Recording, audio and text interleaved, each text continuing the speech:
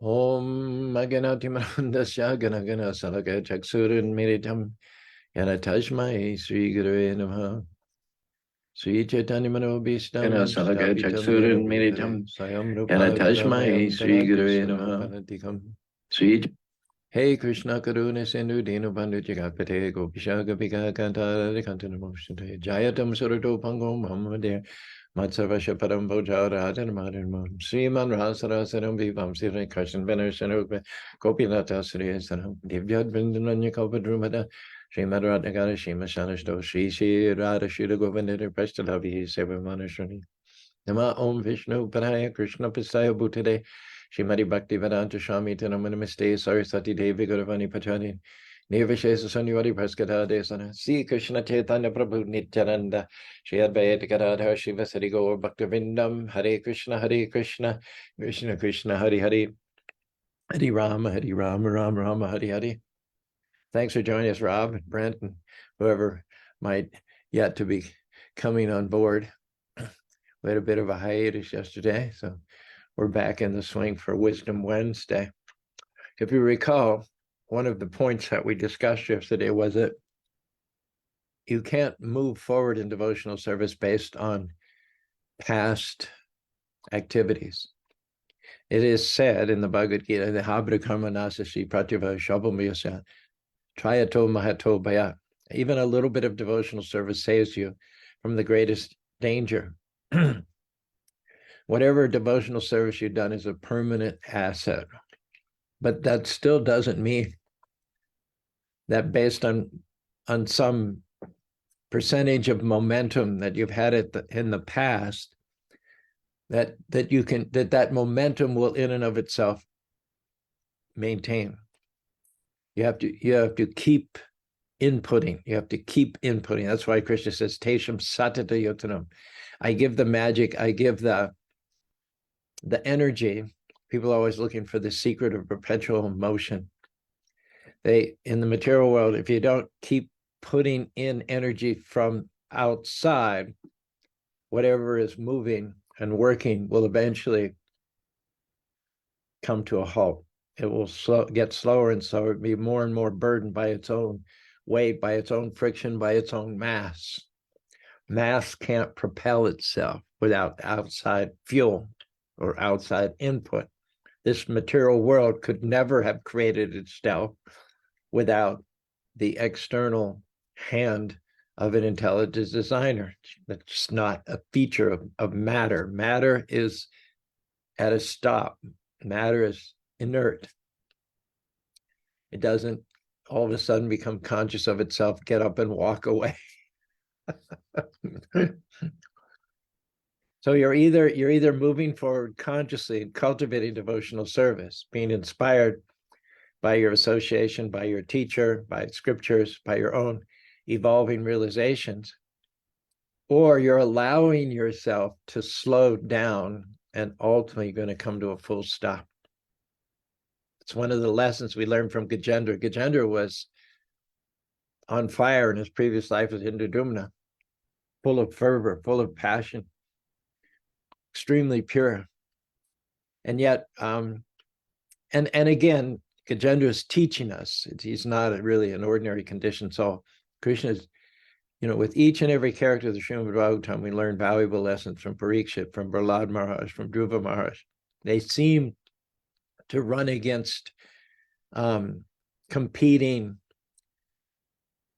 stumbling blocks, contrary forces. But each and every case, we have something to learn. And in the case of Gajendra, we learn that we should never feel smug. We should never feel complacent. We should never feel entitled. We need to always be hungry, always be moving forward, never taking Krishna's mercy and blessings for granted. For those who have that continual application to devotional service, Krishna is particularly present. It's not a stop and start process. It's not like you get fired up one day and you have a busy, productive day in Krishna consciousness, and then the next day you think, well, I worked so hard yesterday, I'm going to take a rest today. We always counsel people It's slow and steady, one day at a time. Don't overdo it one day to the point that you're all under the influence of the blahs the next day. Try and amortize your energy. Try and pace yourself. Better to do less one day and get up the next morning and do the same amount the next day than to do a whole bunch one day and then do nothing the next day. Because that stop and start syndrome is not what's going to get Krishna's favor. What's going to get Krishna's favor is continual application. Whenever we're not doing something in Krishna service, we always have our beads with us. And we're going Hare Krishna, Krishna Krishna, Hare Hare, Hare Ram, Ram Ram, Hare. So in one way or another, we're always engaged in devotional service. Now, if you look at the case history of Gajendra, in his past life, he was what, 98% Krishna conscious, 99% Krishna conscious. But he got cursed. Take birth as an elephant in the heavenly planets. In the heavenly planets, there one day is our 6 months. When the scene opens, when we come upon Gajendra in the 8th canto of Bhagavatam, he's fully grown. Not only fully grown, but presumably he's defeated all the other male elephants, achieved dominance over them. Who knows how long that would have taken? He's got not one, but multiple wives. He's got children by those wives. As far as we know, he doesn't have grandchildren. But he's been in that elephant body for a long time, maybe several tens of thousands of years. And during that time, he didn't remember Krishna at all. That's the lesson, is that we don't run on past credits. You can fill your car with you can fill your tank with fuel, but when after going some time on that tank, you get a beeping signal, don't ignore it. It's time to you have to keep gas in the tank. You can't put a whole bunch of gas in the tank at one time and then expect to go to the end to achieve your destiny, to capture the flag on that one tank of gas. You have to keep gas in the tank. That's why Prabhupada said, don't chant 16 rounds one day and 0 the next day, or 32 rounds one day and 0 the next day. Chant. And of course, we know that his guru recommended that, Bhaktisiddhanta Prabhupada's guru recommended that all his disciples chant 64 rounds a day. In fact, Bhaktisiddhanta is said to have said one time, this is in the 1800s or early 1900s, that if you don't chant 64 rounds, you're in Maya.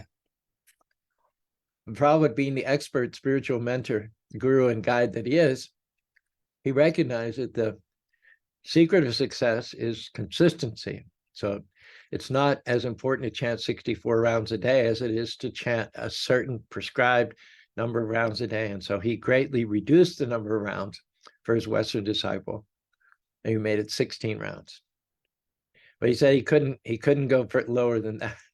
That's as low as he could have gone. We've got Brent over here. I just happened to notice he's already got, the muse is already working through Brent just in the first 5 minutes. He says, what you've done in the past won't last. Keep the momentum going to keep the bhakti flowing. What you've done in the past won't last. That's our point. It's our point. When we start feeling entitled, when we start feeling we're a better devotee than others, that we can. I remember there was a famous story about a devotee named Gargamuni. He was one of the early disciples of Prabhupada, quite an aggressive businessman. He was in charge of the Los Angeles temple way back in the late 60s. So some devotees mentioned to Prabhupada, he doesn't seem to be chanting his rounds. Hare Krishna, Krishna Krishna, Hare Hare, Hare Ram, Ram Ram, Hare Hare.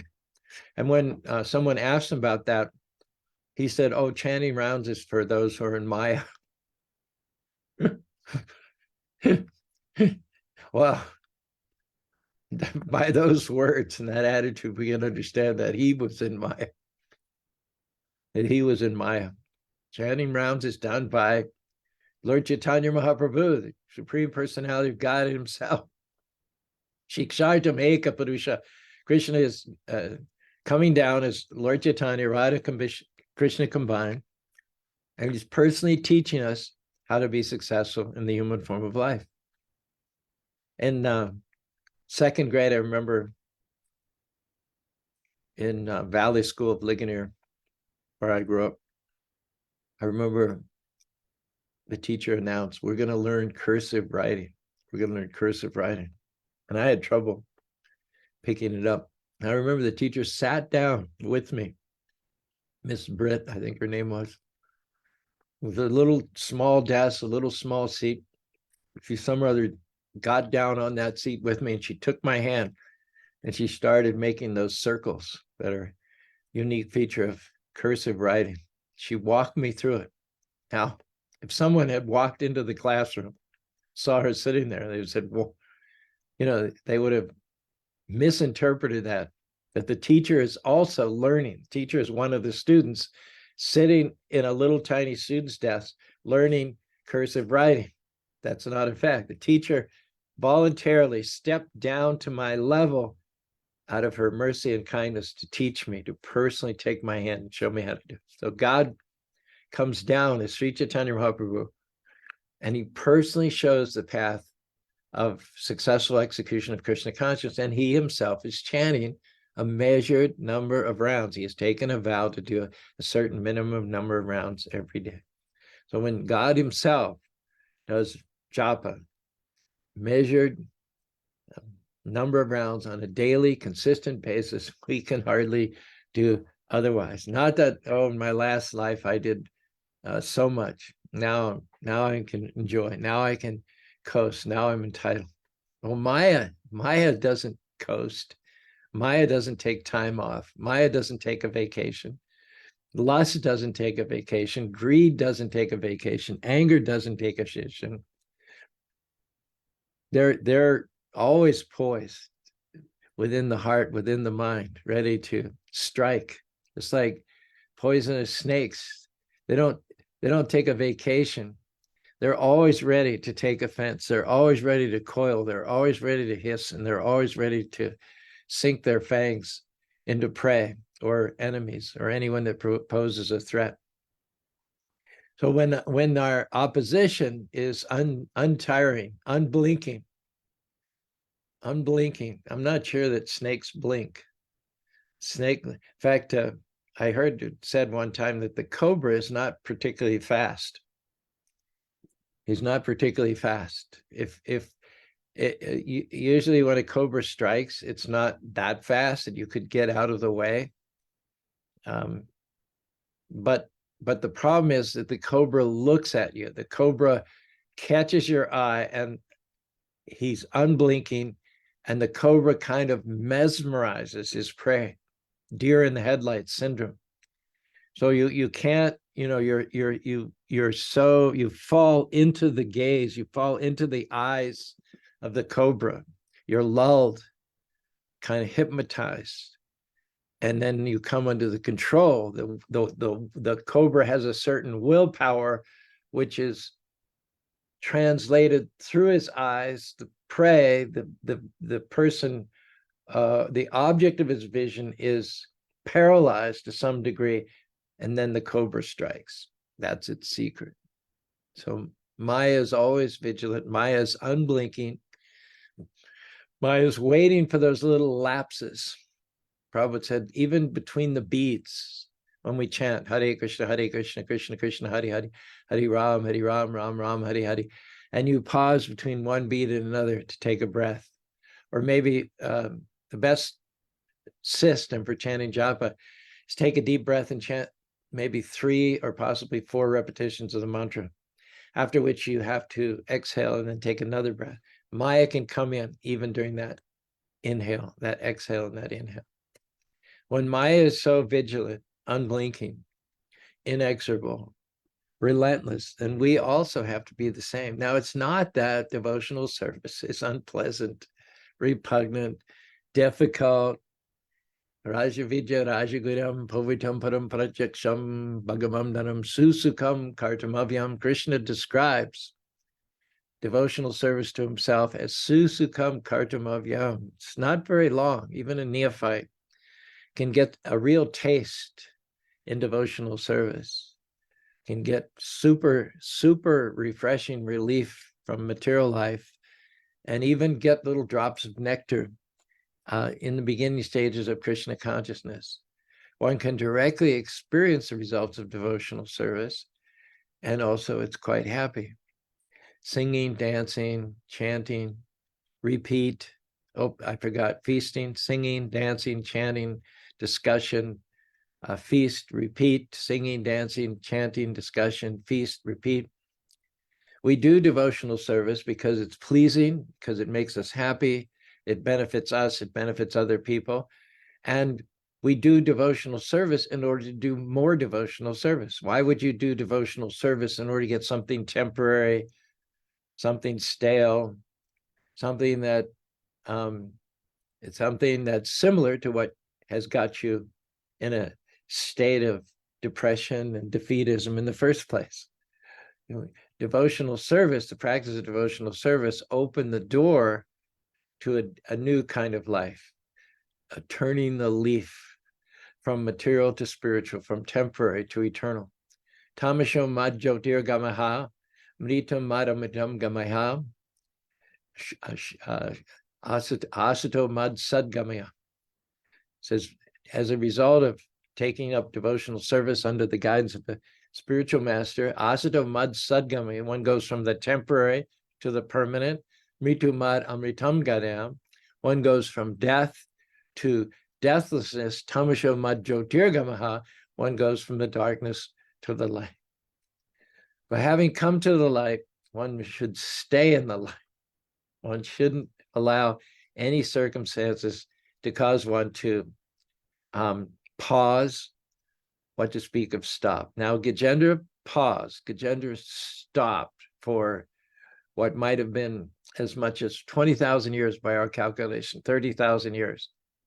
However, he's teaching us a lesson. His footsteps are guided by the hand of the Lord, who wants to teach us not to get comfortable in our devotional service, not to come to a certain point and start congratulating ourselves. When that happens, we lapse back into the Bhagavad Bhakti Hila Shajahisharam Aparnaishidan Mandanam Lokaranjanam. That's what materialists do. They get a certain bank balance that they're happy with. They have children that they're happy with. They have a beautiful wife that they're happy with. They put a down payment on a house that they're happy with. And they immediately congratulate themselves. They immediately feel like they're the cat's meow. And they may settle at that plateau. They may settle, soak, and sour there for the majority of the rest of their life. But devotees are always hungry. Devotees are always moving forward. And the taste of devotional service is, its nature is that if you're always conscious, if you're always applying yourself, you want more and more and more and more and more and more. So the fact that Gajendra was derailed by a curse in his previous life did not revive his Krishna consciousness for tens of thousands of years. It's pretty atypical, to be honest, just between you and me. But it happened, just like Parikshit losing his cool and garlanding a sage with a snake was very atypical behavior of the self-controlled Maharaj Parikshit. So for a devotee to be distracted from Krishna consciousness, either by his own actions or by the actions of another, and to be apart from Krishna consciousness for as long as Gajendra was apart, it's so atypical that it's got to be a lesson, that he's got to be under the Yoga Maya, the direct hand of the Lord. And after all, I mean, it wasn't that bad. He was the king of elephants. He had strong senses. He still had youth. He had wives. He was able to get that honey, get himself a little smash periodically. I mean, as far as it goes, notwithstanding the fact that he was a subhuman, he had a pretty good life. In 1977, I think Prabhupada left in this planet in November. In fact, Prabhupada's disappearance day is coming up this Friday. Prabhupada left November 14th, 1977. Earlier that year, one of Prabhupada's foremost disciples, Jayananda Prabhu, had also left his body think in May of that year. And Prabhupada wrote at the time that he said, Jayananda has gone back to home, back to Godhead. Or at the worst, he's gone to the heavenly planets to enjoy for some time. Then he's going back home, back to Godhead. But Prabhupada acknowledged that it's possible if we have unrealized material desires, if we still have the seeds of desire in us, even though we're fully engaged in devotional service, Krishna may send us to the heavenly planets for some interval so that we can fulfill those desires, get them out of our system, and from there be transferred to the spiritual world. So from that point of view, what happened to Gajendra is not that bad. It's not like he was cursed to go into hellish situation, not like Chitraketu, who took birth as a demon, or Prahlad, who took birth in a demoniac dynasty.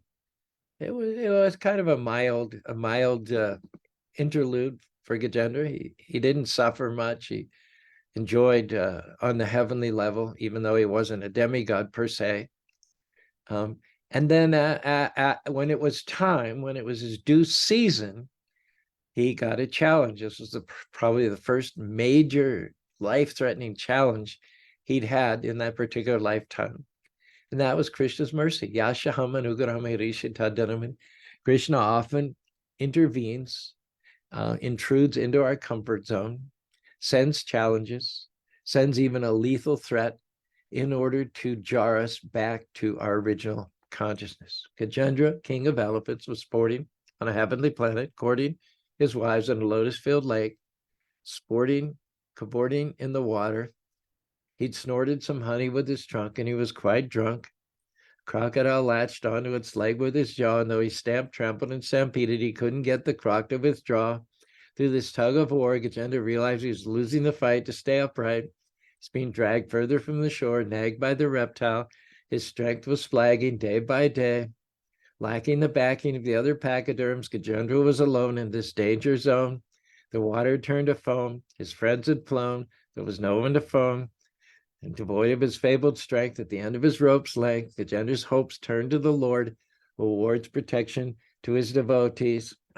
He stopped pulling his leg, which the croc wanted to devour, and he plucked with his trunk from the muck of the lake a lotus flower and offered it, seeking the power of the Lord. Krishna, you're the root of creation, the fruit of the Vedas, the absolute truth that plays on your flute, the ever-existing youth. Your lotus feet are adored by Lord Brahma and Lord Shiva, who will not leave you, not even for a beat.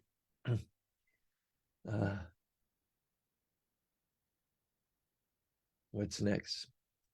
Not even for a beat. Anyway, you get the idea. So, being a pure devotee is past life, being 99% Krishna consciousness, you can see from one point of view that there were some seeds, unrealized, unfulfilled seeds in the heart of Gajendra, and now they are being fulfilled by the arrangement of Krishna on the heavenly planets. And what more has he to achieve, really? From here on, it's all downhill. He's at the peak of his strength. He's got his wives, he's got his children, he's got his sovereignty. From here, it can only get worse. It cannot get better. Maybe a competing male elephant who's on the way up, and Gajendra eventually, as he ages, is going to lose a step.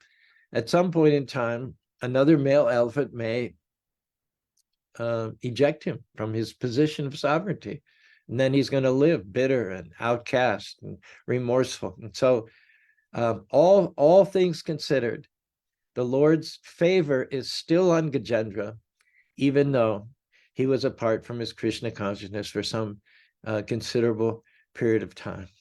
Said, Lord, in spite of my shame, I'm calling your name in the middle of the fight. Please reclaim me from the might of the crocodile's bite. Release me from the teeth of the croc. Block ignorance in my life. Lock me into devotional service. Bring my purpose back to the surface.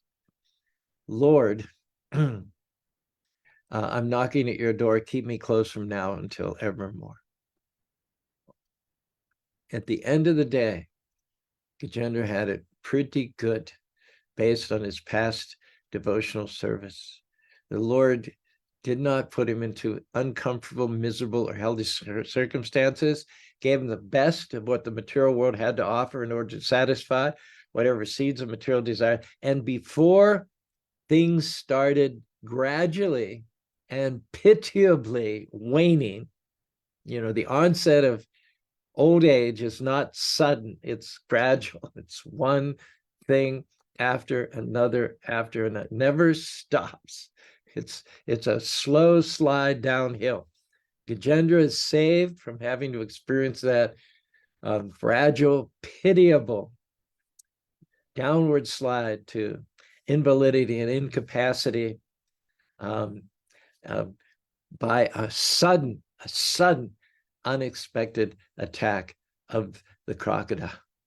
This is what we don't calculate. This is what we don't compute. Those of us who are conditioned souls in this material world, with our little minds, we make a plan how to have certain money in the bank, certain roof over our head, how to have children, and we think of those children as like extensions of ourselves. Think of ourselves as putting together a little army, a little guerrilla force here. You're the general, your wife is the colonel, your oldest son is the major, your second son is the sergeant, the other sons are the privates. Dea patra kala chadishu atmasena tesham pramata apana pina pashati. We overlook the fact that we are vulnerable, that we're fallible, that this flesh is grass, as it said in the Bible. It can be burned, it can be cut, it can be drowned, it can be withered. I heard somewhere that there's 52 million ways to die. How many diseases are there alone? How many ways can you have an accident? How many ways can you be cut? How many ways can you be burned? They had LA freeway, it's all concrete. It's like a concrete jungle. They say the state flower of California is the concrete cloverleaf. I don't know how it happened. They had a fire, a freeway fire. Can you imagine such a thing? It would seem not even possible. How can you have a fire where there's nothing but concrete for hundreds of yards in every direction? I don't know. But they had a fire, a huge fire that they said was arson. Someone set a fire in the freeway. How you do that? I don't know. But it stopped the traffic on the LA freeway, the Route 10, biggest freeway in the country, for days. There are 52 million ways for this vulnerable, grass-like body to die. And yet we conveniently put aside that fact. And we set about reinforcing ourselves, reinforcing this pitiful, vulnerable body with wife, with children, with family members, with wealth, with land, with transportation, with we are fallible soldiers. And it doesn't make us infallible to be surrounded by other fallible soldiers. We're still just as fallible as we ever were, yet we seem to miss that fact. On some level of illusion, we think that when death comes, we'll call the colonel, we'll call the major, we'll call the sergeant, we'll call the privates, and somehow or other they'll be able to repulse death. When death attacks the city of 9 gates, we feel that if we man the ramparts with our wives and children, we'll somehow be able to repulse the invaders, the attackers. But they have, if they can't get over the walls, they have these catapults. Remember in the medieval times, they had these slings and they'd throw stones which hit the walls and break down the walls and make it easier to breach the city. And we also, vital organs like heart, liver. A couple of weeks ago, Anjali Das Gupta, whom we've known for, in fact, I think I first met Anjali when I did the funeral of her husband in 1999. She survived her husband by 24 years, reached almost the age of 90, but her liver started to fail. She was rushed to the hospital a couple of weeks ago. They said she doesn't have long. They sent her back home. She spent the last few days at home. Jai Krishna very kindly accompanied me there. We did kirtan, but finally she succumbed. So this is like, the soldiers of death don't necessarily have to personally scale the walls. The walls are manned with defenders. They can break down the walls first by throwing rocks from remote catapults. Death has a lot more resources at his disposal than we have resources to defend ourselves. Nobody in the history of the world ever did not die. Even Lord Brahma and the demigods like Varuna and Indra also have a day of death. It's inevitable. As sure as death is a very, very accurate saying. And yet some or other we overlook this, and we think that by surrounding ourselves with other fallible soldiers, we will be able to stave off death. Actually, we're already dead. From the time we're born, we're already dead. This body is dead. It only appears to be alive because of the presence of the soul inside. Otherwise, it's dead. A shirt, you're wearing a shirt and the shirt is moving, the shirt is going up and down. The sleeves of the shirt are active, and it would seem that the shirt is alive because it's animated. But you can take the shirt off of your back and hold it out and drop it on the floor, and wherever it falls and crumples, it will not move from that spot. It will not even wiggle or twitch or giggle.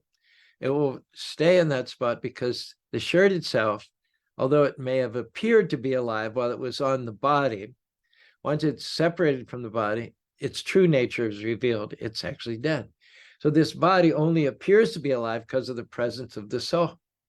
Actually, once the soul leaves the body, then it's no different than a shirt or a coat or a car that won't run anymore.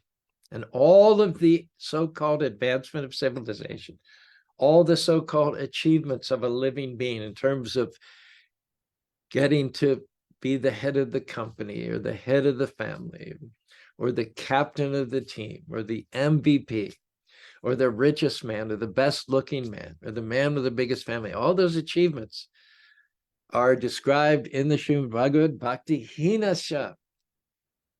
Hinasya. They're all faulty because they all have to do with a body which eventually will revert or reveal itself to have been dead throughout the entirety of one's life. You can take a dead body, you can put medals on it, you can dress it nice in a Brooks Brothers suit with an expensive hat and a tie. You can put that dead body in a $100,000 car and a $10 million house, but none of that changes the fact that it's a dead body. You're just decorating a dead body. Prabhupada says materialists are flapping only for a few days and wasting all their energy in the decoration of a dead body. We are vulnerable, as I've said, in innumerable ways, in addition to which we're plopped down in this samsara. Vulnerable, materialistic bodies made of flesh and blood and bone are plopped into a vast ocean of samsara in which there are sharks, there are barracudas, there's man-of-wars, and there's crocodiles. There are freshwater crocodiles, and then there are saltwater crocodiles. So in this ocean, there are hiding, ready to pounce any number of predators, either in the ocean or on land. In the water of the ocean, there are crocodiles, there are sharks, there are barracudas. On the land, at the watering holes, whenever the antelope or deer, rabbits, smaller animals come to the watering holes, there are tigers and crocodiles again, hiding within the water, ready to pounce. Now, if Gajendra had known in advance, they came to the edge of this lake, this emerald lake, lapping the edges of the Trikuta mountain, producing emeralds. If Gajendra had known there was a crocodile lying in wait for him at the watering hole in the water, he could have prepared. Maybe he could have even entered the water, and with certain precautions and defenses, he might have accomplished his purpose of hydrating himself and hydrating his family. But the problem was that Maya never gives notice. The illusory energy strikes without warning. You never know when she's coming. You never know how she's coming. And she's so crafty that she orchestrates her arrival. She orchestrates her strike at a time when you least expect it. And what does that mean? When you least expect it is when you're going to have the greatest shock, when you're going to be in fact, shock means paralysis. Shock means it's so unexpected and it's so forceful. It's so violent that you're unprepared. Nothing about your nervous system, your experience can prepare you for the force and the suddenness and the veracity. Gajendra's in a benign mood. He's thinking, I'm good. My wives are good. Life is good. My body is good. The honey is good. My children are good. Everything's good. He's not aware of any enemies. And if he has enemies, he knows who they are. He knows where they are. He knows enough about them to counteract their attack. And when the crocodile comes, it comes with such force, such ferocity, such animosity. Gajendra can't understand it. But it's not so puzzling, really. Imagine if you're the crocodile. You're lying there in the water. It's cool. It's soothing. It's calm. You almost don't care whether any potential prey comes because it's hot outside and the land creatures are perspiring and they're thirsty and they're miserable and they're experiencing vertigo. You're happy you're a crocodile. You're happy that your natural environment is the water. You're on the heavenly planets. So you're in crystal pure water, in fact, that's capable of generating emeralds under certain circumstances. So you're cool, you're chill. And then this oaf to you, this elephant, this awkward creature of the land comes strutting along the jungle path, trumpeting, creating a ruckus and stumbling and shaking the ground. And then he's so presumptuous that he splashes right into your environment. He intrudes without even as much as a knock on the door or how do you do? So taken with himself and his opulence that he just comes right into the water without an even by your leave, without an even invitation. If he had recognized some of your sovereignty and asked your invitation, deferred you in any way whatsoever, it would have been fine. But this just ticks you off. Normally, your food is not elephants. This I don't know if crocodiles eat elephants as a matter of course, but it seems to me they're number one. They're very difficult. They're very strong. Now, elephants are, water's not their natural element, not to the extent that they're the natural element of crocodile, but elephants are good in the water. I don't know if you knew this, but they're very good swimmers. They know their way around a body of water, not to the extent of a crocodile, but they know their way around the body of the water. The crocodiles normally would not attack an elephant. There are many other smaller animals which are more palatable, more chewable, more digestible than an elephant. I'm not sure that crocodiles even can eat elephants. There's just so much of them. But anyway, the crocodile was very angry at Gajendra. He figured, I need to take this guy out. This guy does not deserve to live. And this ferocity, this resentment on the part of the crocodile must have been a great shock to Gajendra. He'd offended, he kind of went through the forest path and he brushed the lesser animals aside. He might have stepped on a few ants and so on and so forth. But he's thinking, I'm big, I'm powerful, and they're very small. They're insignificant. They're not worth thinking about. But now he's being struck out at by a huge crocodile, someone who is on his same level. He didn't even know such an animal exists. And all of a sudden, in a nanosecond, he finds out not only does he exist, but he's your mortal enemy. He doesn't like you. and he's not gonna stop until one of you is dead. What is this they say now about Palestinians go and they say from the river to the sea, right? That means they're not going to rest. You know, you can make a ceasefire, you can make accommodation, you can try to provide funds and land and stuff, but they will not rest. They will spend, and the money they get, the resources, instead of cultivating their own state, their own economy, providing a future for the children, they'll just spend the money on guns and bombs and tunnels. That's what they do, because they have decided not to make an accommodation. They have decided that they're not going to stop until the enemy is eliminated.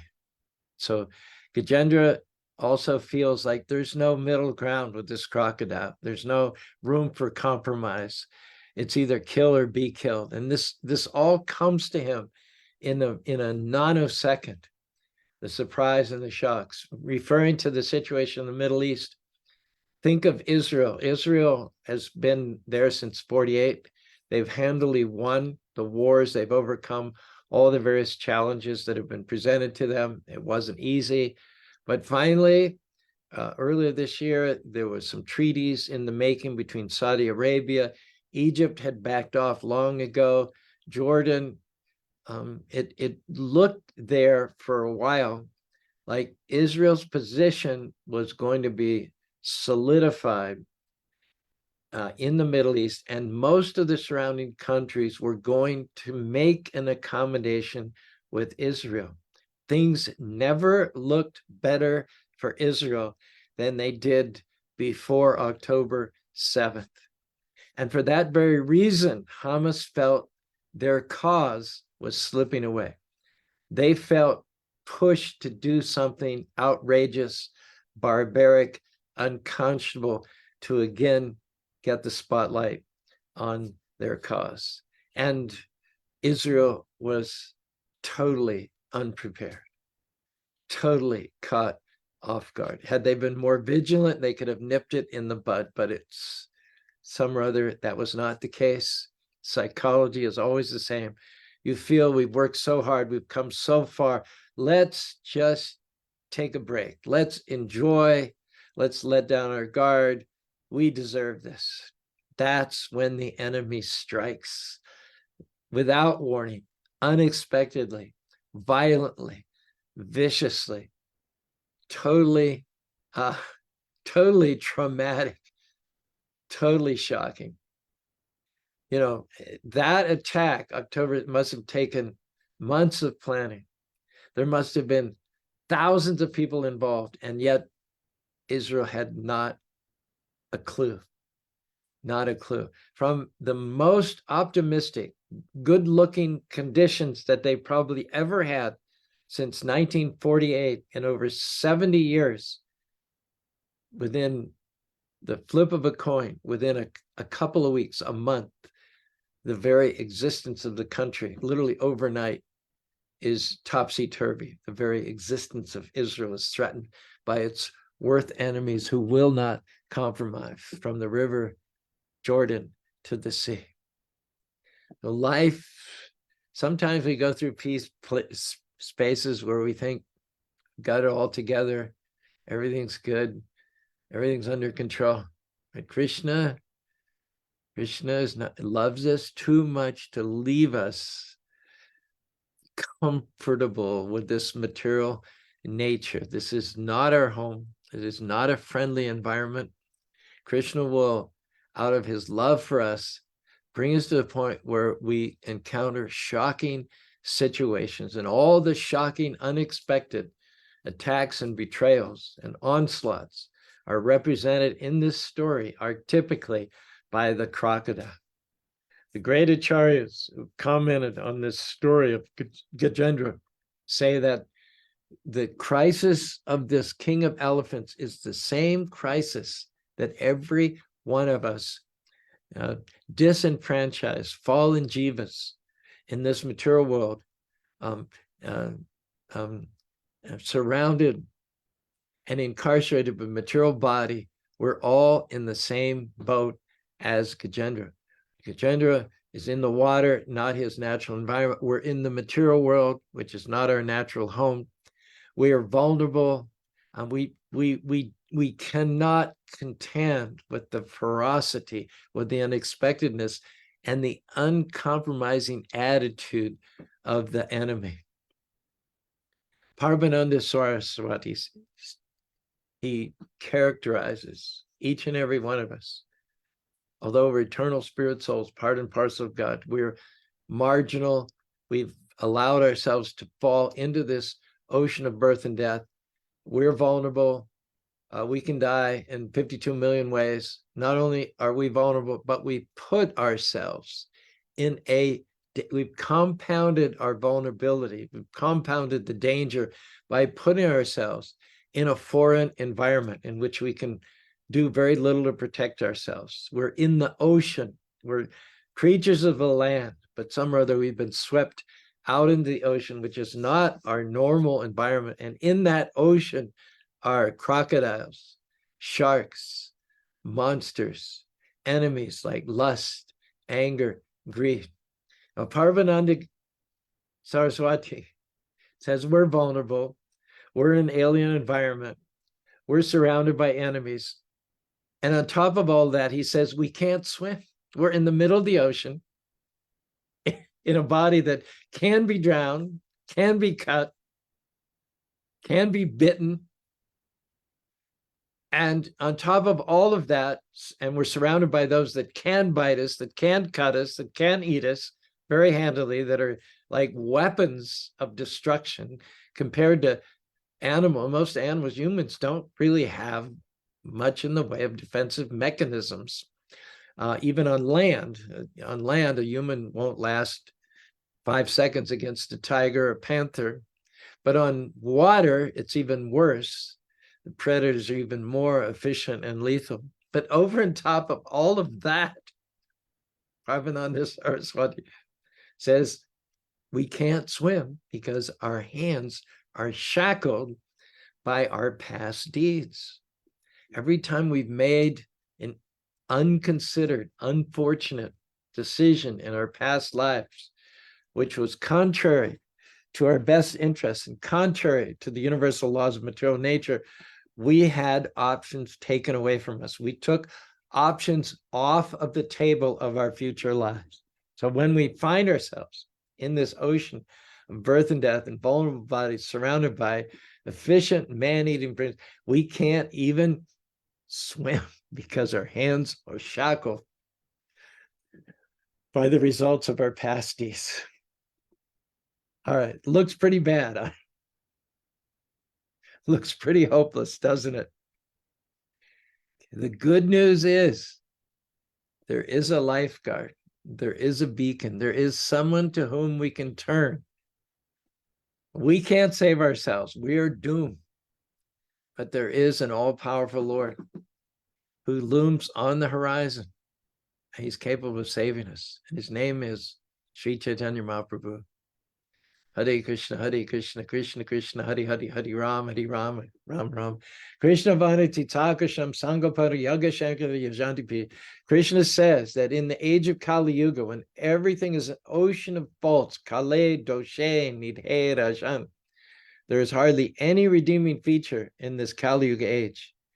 To save the fallen conditioned souls, I will appear as Sri Chaitanya Mahaprabhu, and I will stand by the edge of the ocean as a lifeguard. And when someone calls out Krishna's name, Hare Krishna, Krishna Krishna, Hare Hare, Hare Ram, Ram, Hare Hare, I reduce the ocean, the length and the breadth of the ocean, to the amount of water which is left in the imprint of a calf in the field, so that one can samsritaye para palaram ya mahat param punyayasha babambari vatsa param biparam.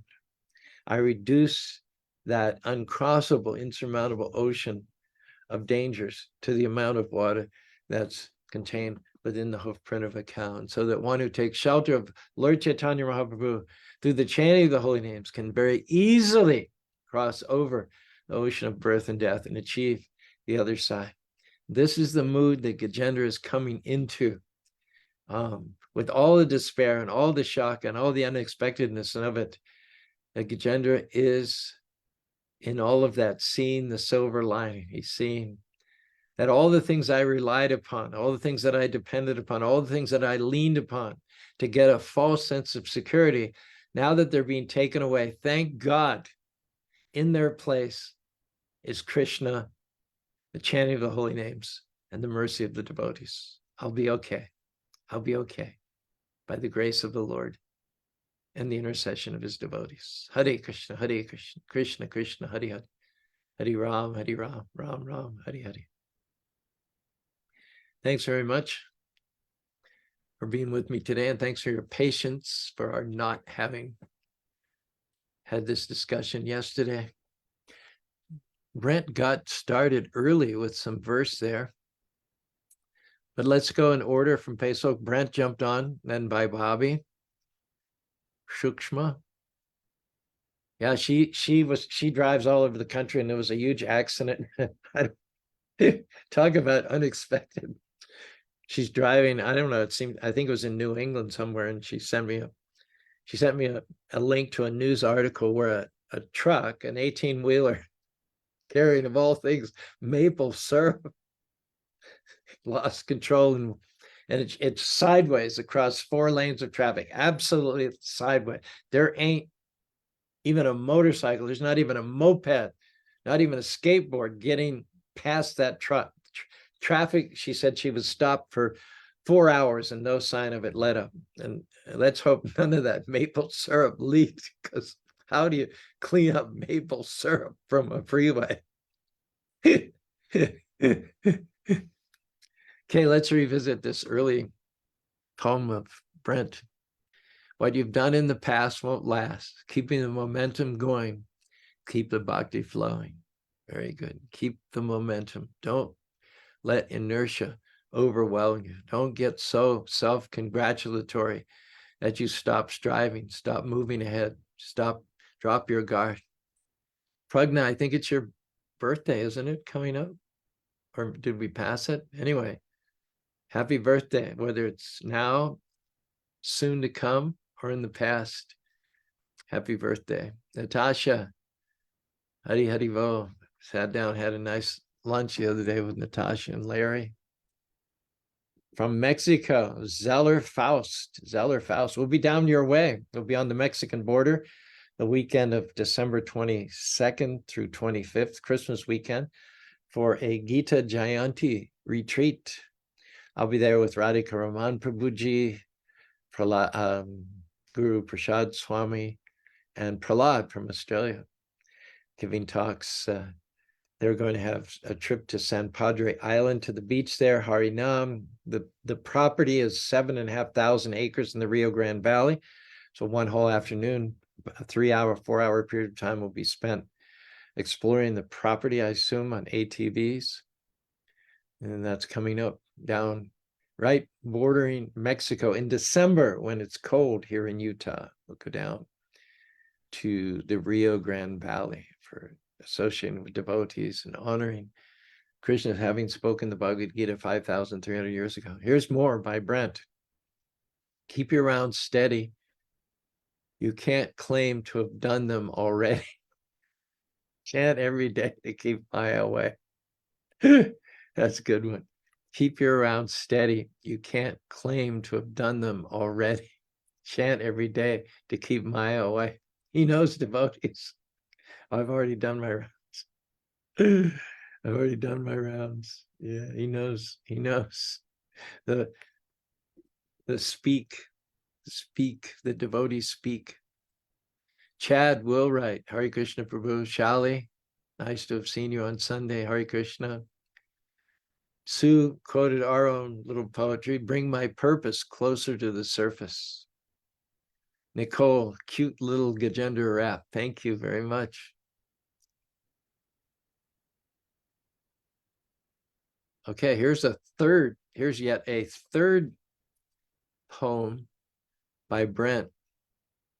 Making a material plan for your lifespan is an illusion ending in confusion. At death, left with only a gaudy decorated body. think we've got an emerging talent here, Rob. Making a material plan for your lifespan is an illusion ending in confusion at death, left with only a gaudy decorated body. Nice. Oh, we're getting a lot of substance here from the sidebar on Facebook. Now Vaibhavi informs us elephants swim 60 miles across the Bay of Bengal from India to Andaman Islands. 60 miles in the Indian Ocean. And it sounds from what she says, they do it regularly also. Oh my God. Now here's Natasha. Wow. Here's Natasha. Bhakti's path, a radiant guide to transcendence where love abides. With Krishna's grace, death holds no fear. 52 million ways, but the soul is clear. Natasha, that's good. Okay, Rob, what are we going to do with all this poetry? There must be something, some collection or some, I don't know, what, do you have any ideas how we can take all this poetry and make it more widely available in our own little circle here? We definitely should. There's some great stuff coming out of here. We got some very talented people that are stepping up and providing a lot of great little quips and passages and phrases. I'm thinking that maybe we can kind of catalog all this stuff, and maybe do like a daily Krishna quip that's kind of like Chaitanya Charan's daily Gita thing. Oh, good idea. Yeah, he has a whole mailing list of people. Of course, one thing is that it's, everything is predicated on the talk we give. Everything is, spun off from the talk. So when you have them just separate, is it going to be as comprehensible? I think so. Yeah, I think I can answer my own question with a yes. I think Yeah. some of them will be, and maybe we could even come up with like a daily reflection booklet or book Yeah. that would have like a passage from your lecture, and then have one or two of the rhymes that have been brought up. Yeah. There's something we can do. We'll have to put some thought into Something it. on the website or something, because these stay on the Facebook page, I think, for about 30 days, and then they go away. So we don't want them to go away. We want them to be permanently available somewhere. Chad Wheelwright says we should add a page to the website, Devotee Writings, which isn't a bad idea at all. Nicole Wagner from Northern California, who used to be at the radio station way back in the day, in the 80s, she used to stay in Spanish Fork. She says, wow, Vaishnava poetry jam. Yeah. Okay. Yeah, I've got all of mine kept, so I've got all of mine that I've come up with. But if I don't know, maybe even just copy and pasting those into a file so that we have those and we can go back to them. I'll do that. I'll spend some time, really busy today and tomorrow, but I'll put it on my list of things to do to go back. And before they drop off the Facebook after 30 days, I'll put them in a Word document and we'll put it all together, and then we'll see what the best use of that would be. But some or other, these need to get more mileage because they're really good. Brent, Carmen, Natasha now, and yourself. So speaking of yourself, what have you got today, Rob? All right. Well, I hope that my additions are worthwhile after those. Those are really good. Really, really good. It's not a competition. We're all just glorifying God from different angles and points of view. Yeah. All right. So devotion is not a race. It should be at a steady pace. Nice. Very good. You barely grow when you stop and you go. Mm-hmm. Mm-hmm. Even God will chant. Who are we to say we shan't? Right. Maya never takes a break, so chant, for goodness sake.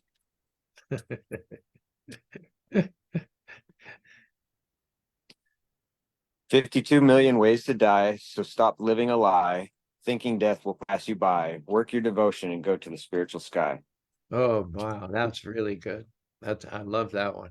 Mm, mm. And Maya hits with such a shock that she can stop your clock without a whisper or knock. But with Krishna as your rock, Maya cannot get a lock. Woo! You're right on today as well, man. You're killing as well. Well, I'm glad you saved all of yours because you've been doing this far back beyond 30 days. Okay, I will paste those, and we'll kick this idea around a little bit more. People like Chad and all are welcome to brainstorm along with us too. See how we can get the most out of these